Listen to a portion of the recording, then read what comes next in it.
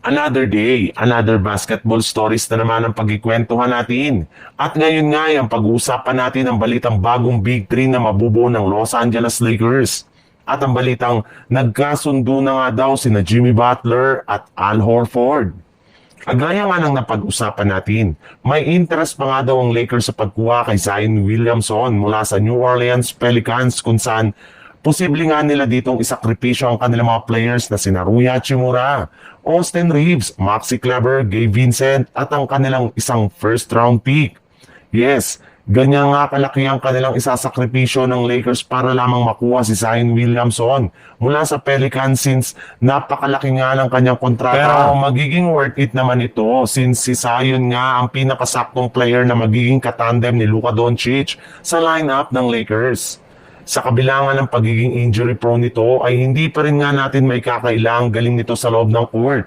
Kaya once nga na maging healthy ang kanilang pangangatawan ay sigurado nga na magdodomina ito sa buong NBA. Sa ganyang paraan nga daw ay makakabuo ang Lakers ng bagong Big 3 na kinabibilangan na Zion Williamson, LeBron James at si Luka Doncic na siguradong kakatakutan sa buong NBA. Sa ibang balita naman, ikinumpirma na nga ng isang NBA insider na inaasahan na nga daw na pipirma na talaga ng kontrata si Al Horford sa Golden State Warriors sa mga susunod na araw. Nakapagdesisyon na nga rin naman sila na ayusin ang kanilang problema kay Jonathan Kuminga kaya oras na nga para tuluyan na nilang kunin si Horford as soon as possible.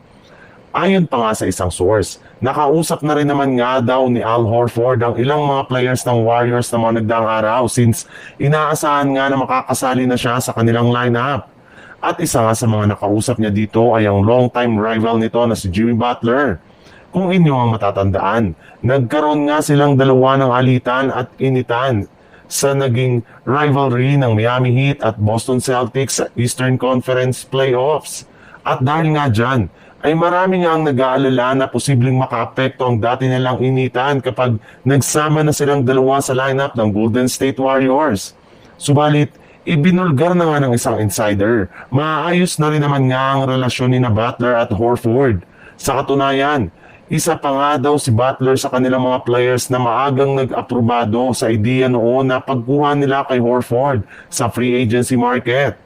Nakalimutan na rin naman nga daw ng dalawang ito ang kanilang initan noon sa isa't isa at mas nakatuon nga sila sa kanilang plano sa pagkuha ng kampyonato.